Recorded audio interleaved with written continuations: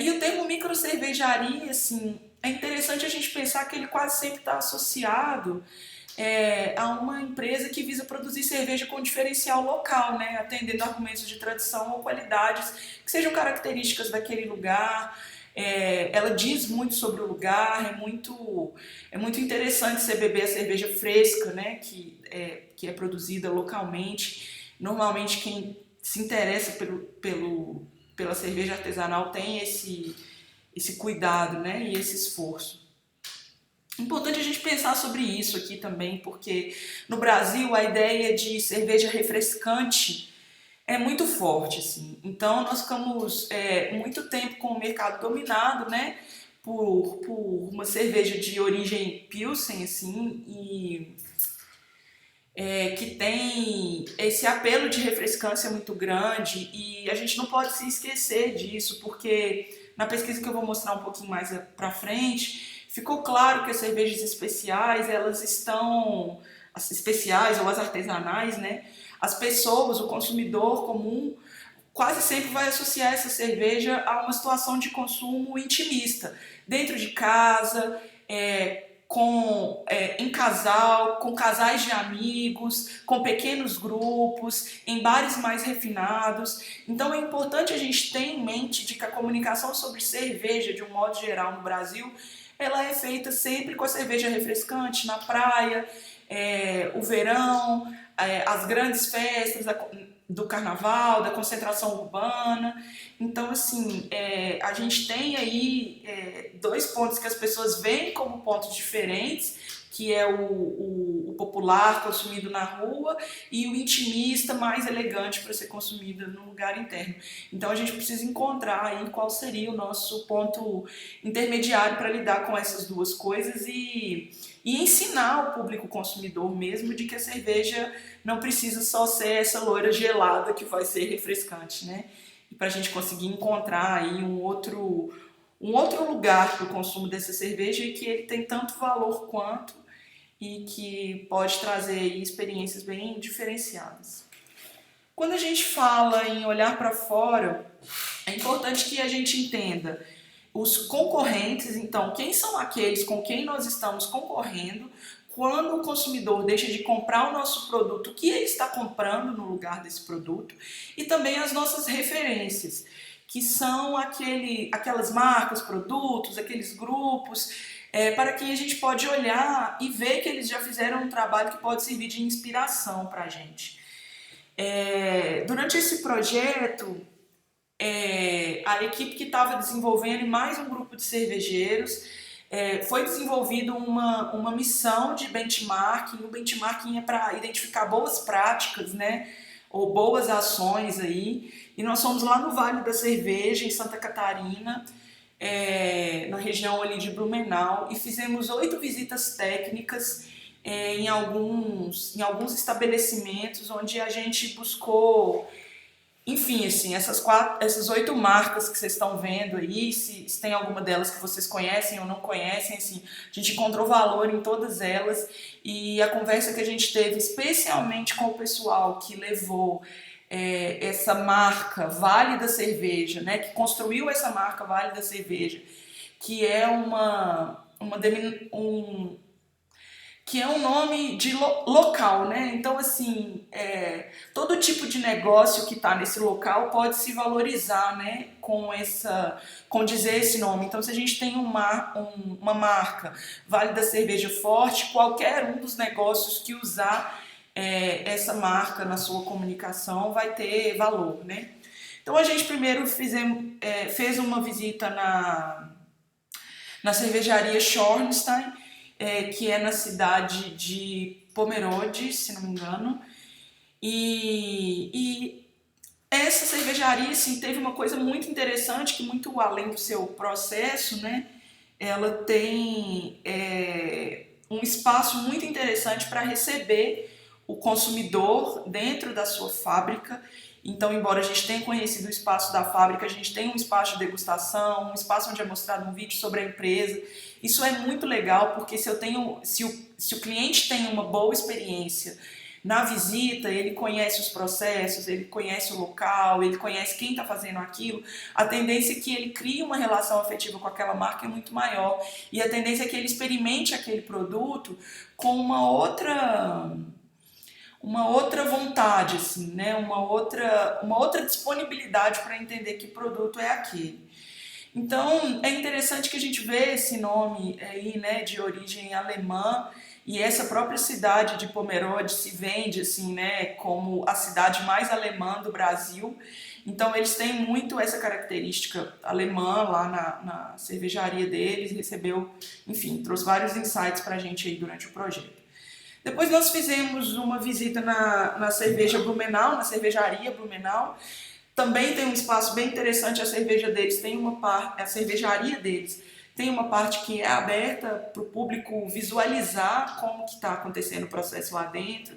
Eles têm um restaurante bar assim que fica aberto durante o fim de semana e tal. Lá no Vale da Cerveja eles entenderam muito rápido que se eles aliassem a questão da cerveja artesanal deles com o roteiro turístico, eles iam ter um ganho muito maior. E as pessoas elas estão disponíveis para roteiros turísticos normalmente naquele horário que não é comercial. Então, assim, você vê as cervejarias e os outros negócios num grande esforço para poder disponibilizar o seu espaço para visita nos finais de semana, nos feriados, nos horários à noite, que é quando de fato as pessoas vão fazer as visitas, né? Então, eles conseguiram se organizar muito dessa maneira e a gente percebe lá que as cervejarias que tiveram essa estratégia de negócio aí tiveram bastante retorno. Lá a gente conversou com uma das lideranças dessa marca Vale da Cerveja mesmo e, enfim, para a gente foi bem interessante, assim, trouxe vários insights. Visitamos o Festival Brasileiro da Cerveja em Blumenau, isso foi no mês de março de 2017. Um festival imperdível para quem é da área mesmo, que muito além de ter várias cervejas, ele tem muitas coisas de produtos e serviços que são relacionados ao universo da cerveja. O site deles é bem bacana, mesmo para quem não pôde visitar ainda, tem várias referências interessantes. Nós visitamos também a Cristal Blumenau, que é uma empresa que produz cristais e que tem diversas parcerias com cervejarias ou com marcas relativas à cerveja.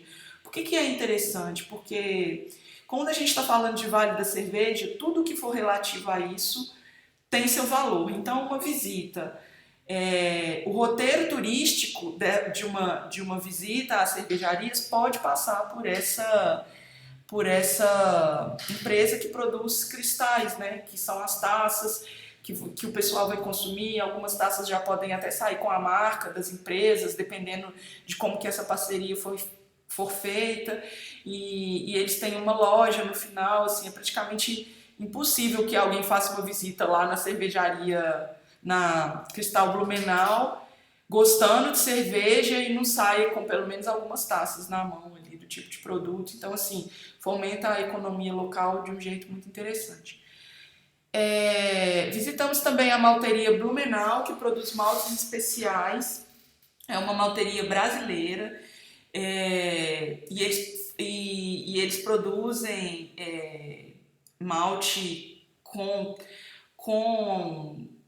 a torre feita sobre demanda mesmo, assim, e pode ser construído quantidades e específicas, né, desse produto e, enfim, foi bem interessante, assim, bem rico, uma parceria com uma boa malteria que tenha uma característica pequena pode trazer muitas inovações para os produtos de vocês. Eu não sei se alguns ou vários, né, de vocês tiveram já essa oportunidade, mas pode ser um bom diferencial para trazer aí um produto inovador, um produto ganhador de prêmio, um sabor diferenciado para o produto. Fizemos uma visita também na Escola Superior de Cerveja e Malte, bem interessante porque a gente identificou o pioneirismo dela na América Latina, a amplitude dos serviços e cursos que eles oferecem, muito interessante. E também conversamos com uma liderança do setor do Vale da Cerveja lá hoje, que trouxe diversos insights para a gente. Visitamos também a cervejaria Container, né? A Container British Beer. Também é um espaço interessante, tem um pub muito interessante, tem uma programação que envolve uma vida cultural junto ali do lado da cerveja, bem bacana. E, por último, nós visitamos a Feira Brasileira da Cerveja, que também trouxe aí várias coisas relativas principalmente a questões técnicas. Lá no site da Feira Brasileira da Cerveja também tem coisas bem interessantes. Traz muitos fornecedores de máquina, de malte, de outros tipos de produtos, como garrafas, enfim, tudo que for do universo da produção, da produção e da venda da cerveja interessa aí a Feira Brasileira. Se vocês tiverem a oportunidade de visitar, quem ainda não foi, é bem interessante. Esses aqui foram os pontos que a gente viu como pontos relevantes nesse benchmarking aí do Vale da Cerveja. Então, a ideia de valorização local, né, dessa origem alemã e do quanto é forte a cerveja na Alemanha, é uma coisa que eles valorizam demais, que todo mundo tem na ponta da língua, é um patrimônio local. Então, desde as pessoas que estão dentro da cerveja, os taxistas, o pessoal do hotel, com todo mundo que você vai conversando, as pessoas elas têm isso na ponta da língua, do que é o valor local deles. Ficou muito claro que precisou de muita disciplina e de um empenho coletivo, reuniões semanais para isso começar a acontecer de maneira relevante, naqueles primeiros ali, fazendo um grande esforço mesmo para conseguir fazer o Vale da Cerveja como marca funcionar. A ideia de parcerias ganha-ganha com outras empresas, mesmo que não fossem cervejarias de outros setores, e aí a gente está falando de supermercados, de malterias, de cristais, enfim, todo tipo de empresa que tiver relacionado. As empresas turísticas também é muito relevante, as empresas de táxi, né? Então todo mundo que tiver por dentro ali dessa programação relativa à cerveja tem valor quando a gente pensa em termos de marca coletiva. O pensamento de uma experiência completa, né, que desde a hora que você chega você tem informação, enfim, é resultado aí de todo esse alinhamento entre essas parcerias.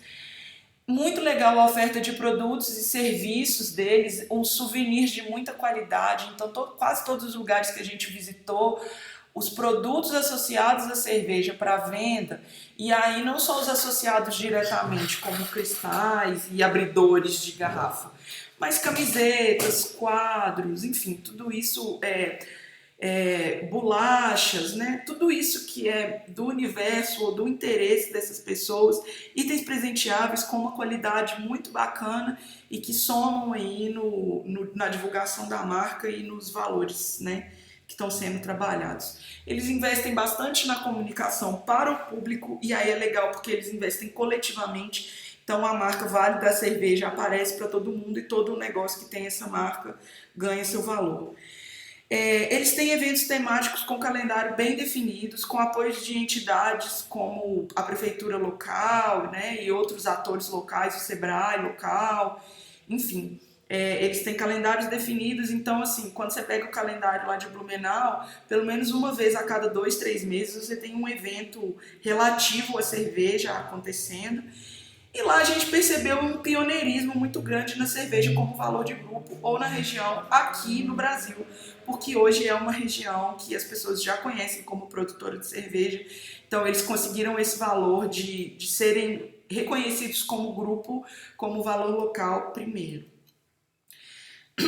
Quando a gente passa a olhar os nossos concorrentes, né, quando a gente pensa aqui nessas cervejas premium vendidas aí pelas grandes cervejarias, eles trazem uma coisa aqui que é muito amigável para o consumidor, que é a sugestão de consumo, o uso de recursos visuais e de uma comunicação muito bacana, ajudando o consumidor a consumir esse produto. Então, na hora que eu ponho uma embalagem, num packzinho de 6, e eu digo onde ele deve apreciar, qual é o tipo de taça, com o que aquilo combina, enfim, trago aí alguns valores diferenciados daquele produto, eu ensino o consumidor a consumir esse produto.